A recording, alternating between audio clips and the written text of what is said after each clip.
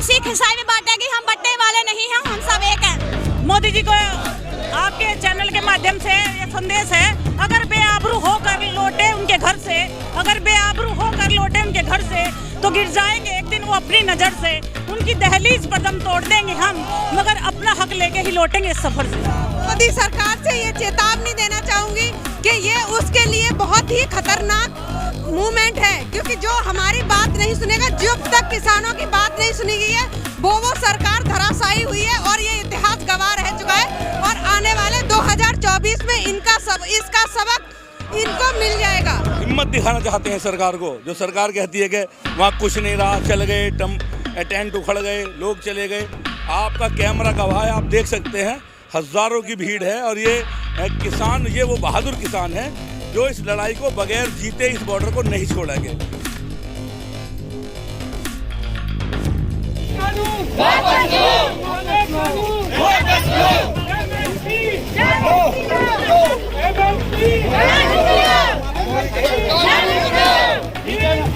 संदेश यही है कि शहीद आजम भगत सिंह, राजगुरु सुखदेव ने जिस क्रांति की ज्वाला को भारत में जागरूक किया था, वो आज फिर से भड़क उठी है।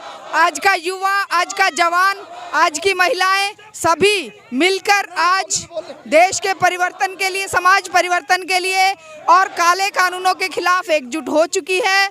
और देश में आज इसी चीज़ की ज़रूरत है कि हम सभी इस शोषण मुक्त समाज के निर्माण के लिए हर तरह की कुर्बानी के लिए तैयार रहें। और ये कुर्बानी का जज्बा आज हमारे किसान भाइयों ने समाज में जगाया है। ये धन्यवाद किसान भाइयों को जाता है जिन्होंने इस सोए हुए समाज को इस जगाया है। और ये जागरूक ही बना रहेगा। हमें अगर हर तरह के समाज के शोषण से मुक्त करना है तो हमें जागरूक होकर लड़ना पड़ेगा और उन शहीदों के बताए हुए रास्ते पर सदैव कुर्बानी के लिए तैयार रहना पड़ेगा, क्योंकि कायरता का जीवन मृत्यु से भी बदतर है। तो जागरूक होकर कुर्बानी के जज्बे के साथ तानाशाही सरकार के खिलाफ हम एकजुट होकर इस आंदोलन में कूद पड़े हैं और इस आंदोलन को ऊंचाइयों तक पहुंचाएंगे। ये पूरे देश का आंदोलन है, ये पूरे भारतवर्ष के जन जन का आंदोलन है।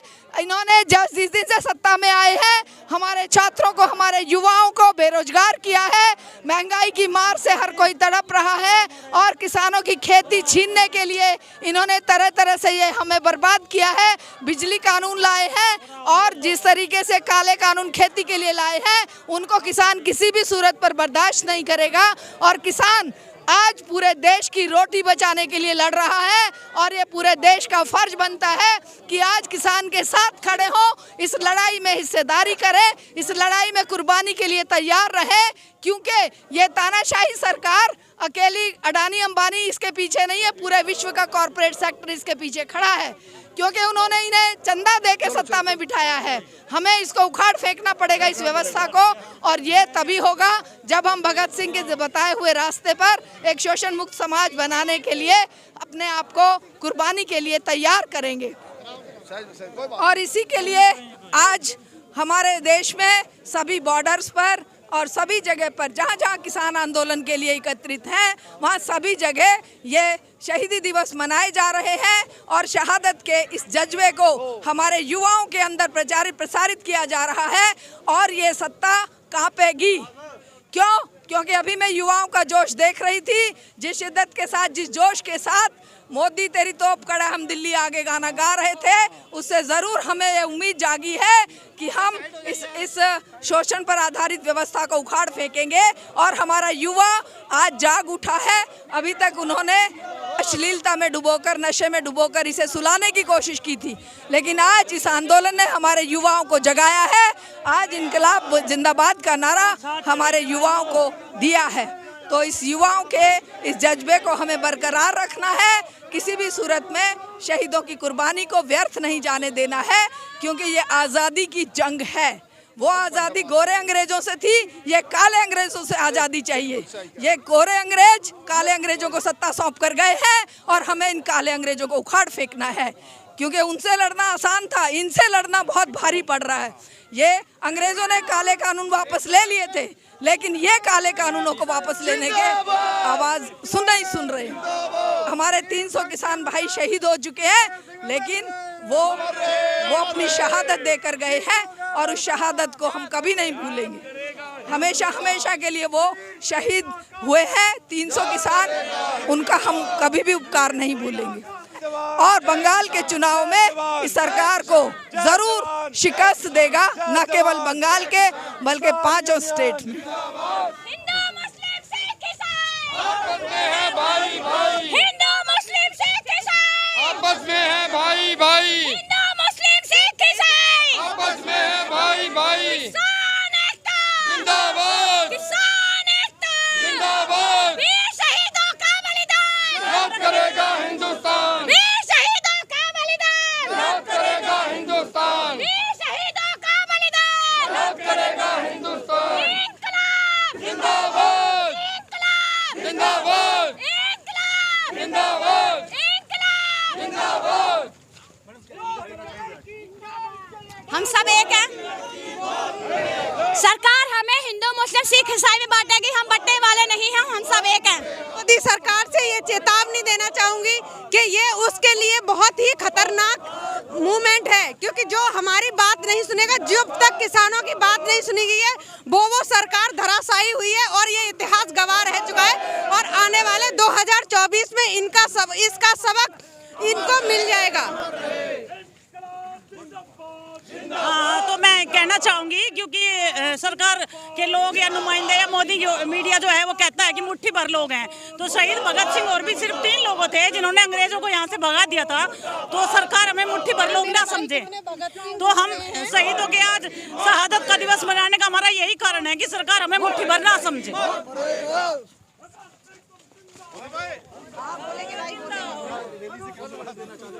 मैं मोदी जी को ये संकल्प देना चाहती हूँ कि ये 3 काले कानून जो उन्होंने लाए हैं, एक भगत सिंह हमारे देश में ऐसे हुए हैं जो उन्होंने अरबों भगत सिंह पैदा करके चले गए, और मोदी जी को ये 3 काले कानून जल्द से जल्द वापस लेना चाहिए।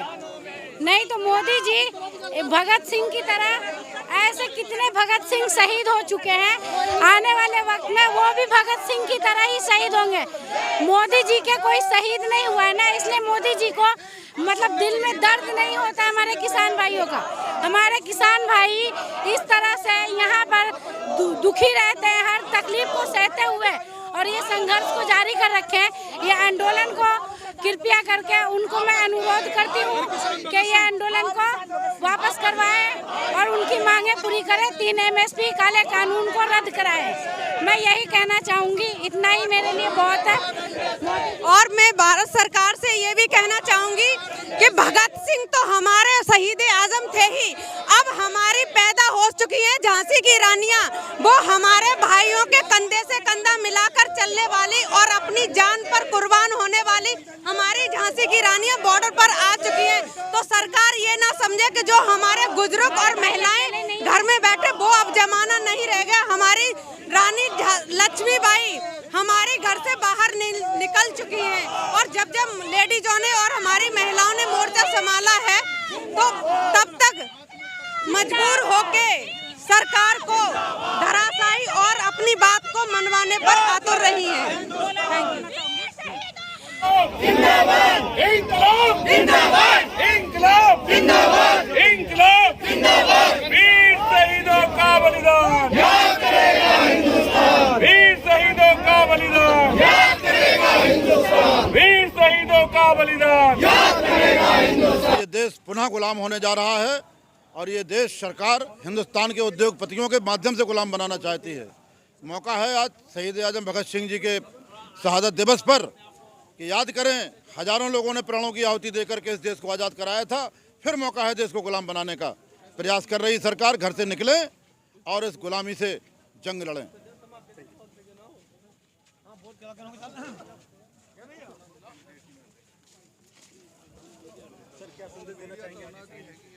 ये रैली से संदेश देना चाहते हैं कि सरकार देख ले किसान की ताकत क्या है, किसान के मंसूबे क्या हैं, किसान के इरादे क्या हैं। किसान सारी विपरीत परिस्थितियों का सामना करते हुए भी आंदोलन को मजबूत किए हुए है। आज 23 मार्च है, शहीदी दिवस है।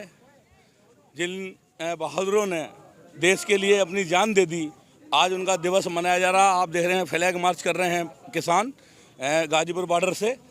तो ये अपना हिम्मत दिखाना चाहते हैं सरकार को, जो सरकार कहती है कि वहाँ कुछ नहीं रहा, चल गए, टेंट उखड़ गए, लोग चले गए। आपका कैमरा गवाह है, आप देख सकते हैं हज़ारों की भीड़ है। और ये किसान, ये वो बहादुर किसान हैं जो इस लड़ाई को बगैर जीते इस बॉर्डर को नहीं छोड़ेंगे। सरकार को हारना पड़ेगा और किसान इसे जीतेंगे, ये तभी घर लौटेंगे। MSP की गारंटी इन्हें देनी पड़ेगी, ये काले कानून इन्हें वापस लेने पड़ेंगे। बंगाल चुनाव पे असर क्यों नहीं पड़ा? क्या बंगाल में किसान नहीं है? बंगाल में भी किसान है। अगर उत्तर प्रदेश के किसान के साथ अन्याय हो रहा है तो आपने देखा हरियाणा खड़ा हो गया, हरियाणा के साथ अन्याय हुआ तो पंजाब खड़ा हो गया, पंजाब के साथ अन्याय हुआ तो कर्नाटक और ये सब खड़े हो गए, महाराष्ट्र खड़ा हो गया। ये देश के किसान का आंदोलन है, किसी प्रदेश के किसान का आंदोलन नहीं है। ये किसान वहाँ भी इन्हें सबक सिखाएंगे, वहाँ भी किसान लामबंद हो गए हैं। किसान समझ गए हैं कि ये वो लोग हैं जो धर्म की राजनीति करके 700 साल बाद ये लोग आए हैं जिन्होंने धर्म के नाम पे वोट मांगा है।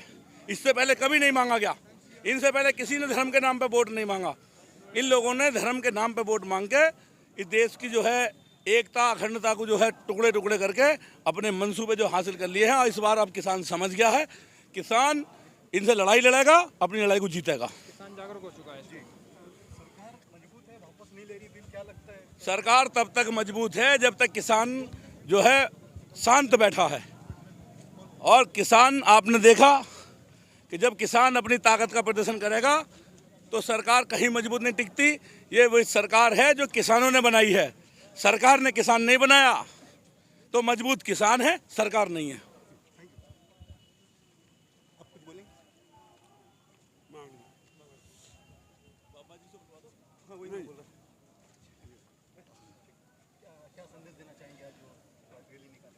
देखिए, आज तो बहुत ऐतिहासिक दिन है। हमारे 3 शहीद जिन्होंने शांतिमय तरीके से, थोड़ा बम का प्रयोग शांतिमय तरीके से करके जो बहरी सरकार थी उसको जगाया था और देश के लिए, हकों के लिए अपनी कुर्बानी दी थी।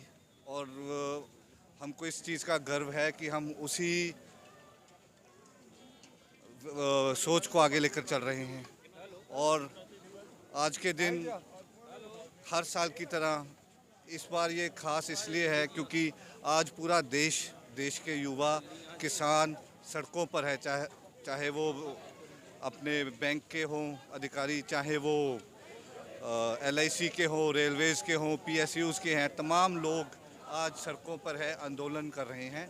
और भगत सिंह जी ने, राजगुरु जी ने भी आंदोलन किया था और उन्होंने इस देश के लिए अपनी कुर्बानी दी थी, जान की कुर्बानी दी थी। कहना सिर्फ इतना है कि उनकी कुर्बानी व्यर्थ नहीं होनी चाहिए। उनकी कुर्बानी इस सोच के ख़िलाफ़ थी, उस लड़ाई के ख़िलाफ़ थी जो आज मोदी सरकार इस देश में लाना चाह रही है। और हम उन्हीं के बच्चे हैं और हम बिल्कुल अगर ज़रूरत पड़ी तो अपना बलिदान भी देंगे। जय हिंद। आज सबसे पहले देशवासियों को शहीद आजम भगत सिंह का जो शहीदी दिवस है उसके लिए बहुत बहुत देशवासियों को नमन वंदन करना चाहेंगे। और सभी देशवासियों से ये चाहेंगे कि सभी देशवासी संकल्प लें इस दिन का। और जो शहीद आजम भगत सिंह को शहीद का दर्जा सरकार ने अभी तक नहीं दिया है, हमारे किसी भी क्रांतिकारी को उनको शहीदी का दर्जा दें। और उनके सपनों का भारत बनाने के लिए हमारे देश के जो युवा हैं वो संकल्प लें। किसान संयुक्त मोर्चा के साथ में जुड़ें और इसके हाथों को मजबूत करें। किसान संयुक्त मोर्चा आने वाले समय में देश का ही नहीं दुनिया का भविष्य है। इसको आप जितना मजबूत करोगे उतना आप खुद मजबूत होंगे और देश मजबूत होगा।